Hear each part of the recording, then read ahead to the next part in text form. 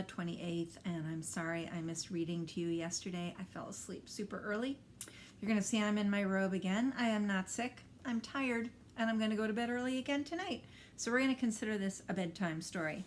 I want you to notice right over here, I brought some things from the classroom. I brought our glitter lamp, and I brought the dragons home. There's Sapphire right there, so that it would feel a little bit more like the classroom, at least over here. You'll get to see them sometimes.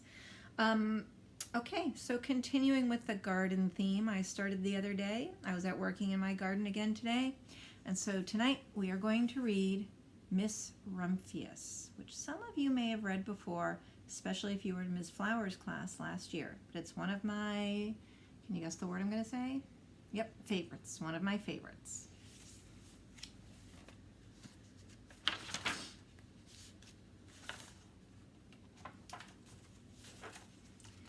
The Lupin Lady lives in a small house overlooking the sea. In between the rocks around her house grow blue and purple and rose-colored flowers. The Lupin Lady is little and old. But she has not always been that way. I know. She is my great aunt, and she told me so. Once upon a time, she was a little girl named Alice, who lived in a city by the sea. From the front stoop, she could see the wharves and the bristling masts of tall ships. Many years ago, her grandfather had come to America on a large sailing ship.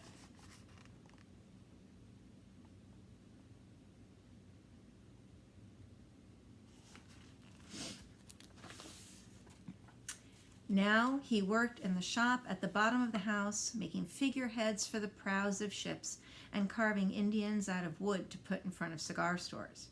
For Alice's grandfather was an artist. He painted pictures, too, of sailing ships and places across the sea. When he was very busy, Alice helped him put in the skies.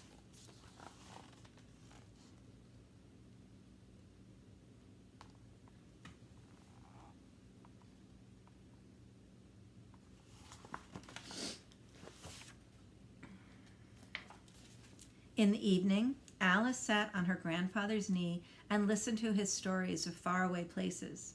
When he had finished, Alice would say, "When I grow up, I too will go to faraway places.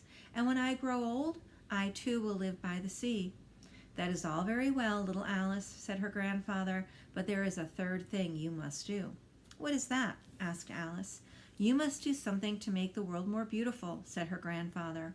"All right," said Alice, but she did not know what that could be. In the meantime, Alice got up and washed her face and ate porridge for breakfast. She went to school and came home and did her homework, and pretty soon she was grown up.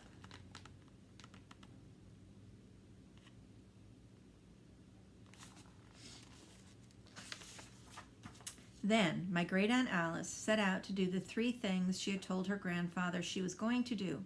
She left home and went to live in another city, far from the sea and the salt air. There she worked in a library, dusting books and keeping them from getting mixed up, and helping people find the ones they wanted. Some of the books told her about faraway places. People called her Miss Rumphius now.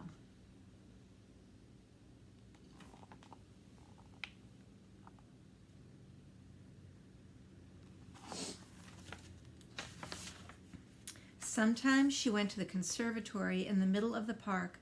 When she stepped inside on a wintry day, the warm, moist air wrapped itself around her, and the sweet smell of jasmine filled her nose. "This is almost like a tropical isle," said Miss Rumphius, "but not quite."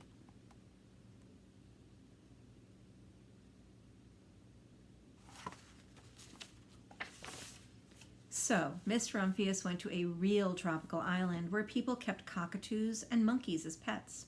She walked on long beaches, picking up beautiful shells. One day she met the Bapa Raja, king of a fishing village. "You must be tired," he said. "Come into my house and rest." So Miss Rumphius went in and met the Bapa Raja's wife. The Bapa Raja himself fetched a green coconut and cut a slice off the top so that Miss Rumphius could drink the coconut water inside.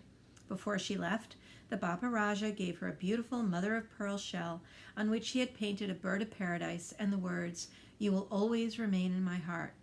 "You will always remain in mine, too," said Miss Rumphius.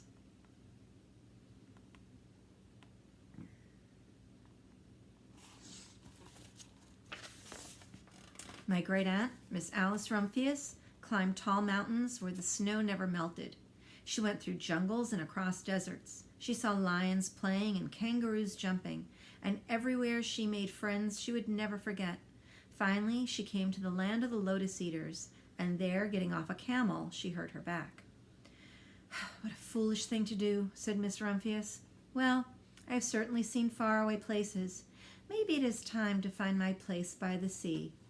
And it was. And she did.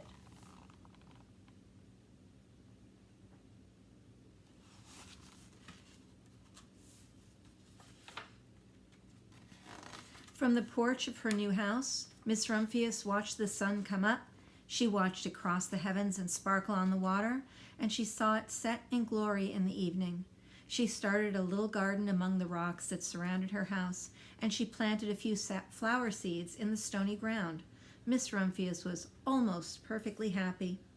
But there is still one more thing I have to do, she said.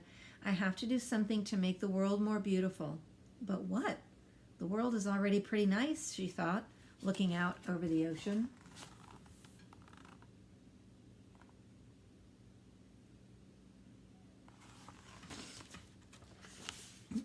The next spring, Miss Rumphius was not very well. Her back was bothering her again, and she had to stay in bed most of the time. The flowers she had planted the summer before had come up and bloomed in spite of the stony ground. She could see them from her bedroom window, blue and purple and rose-colored. Lupins, said Miss Rumphius with satisfaction. I have always loved lupins the best. I wish I could plant more seeds this summer so that I could have still more flowers next year. But she was not able to.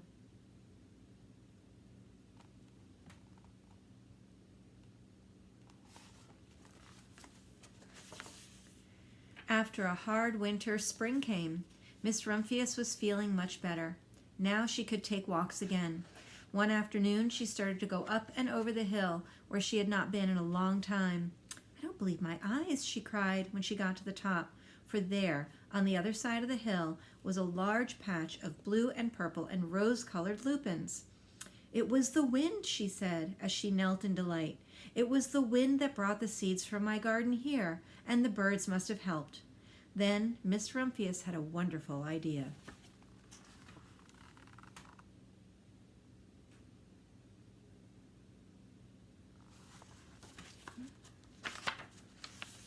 She hurried home and got out her seed catalogs. She sent off to the very best seed house for 5 bushels of lupin seeds. All that summer, Miss Rumphius, her pockets full of seeds, wandered over fields and headlands, sowing lupins. She scattered seeds along the highways and down the country lanes. She flung handfuls of them around the schoolhouse and the back of the church. She tossed them into hollows and along stone walls. Her back didn't hurt any more at all. Now, some people called her that crazy old lady.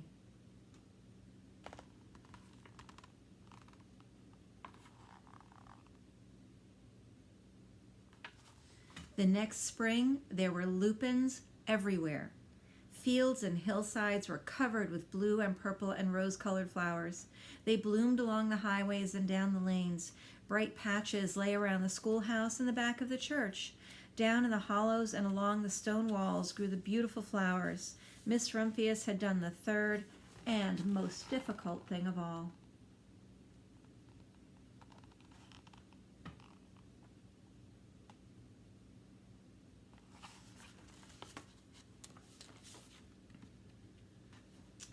My great Aunt Alice, Miss Rumphius, is very old now.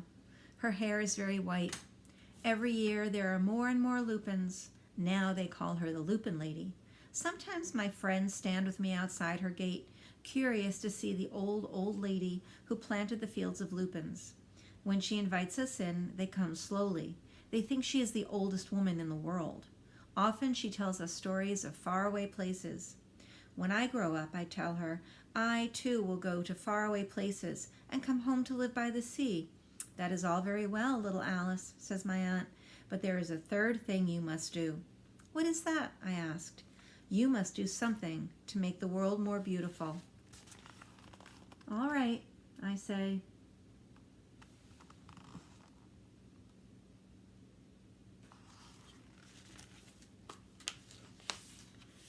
but I do not know yet what that can be.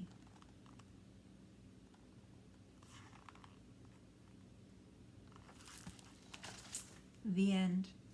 I hope you have a good night. Be kind to each other. I love you. I can't wait to see you again. Good night.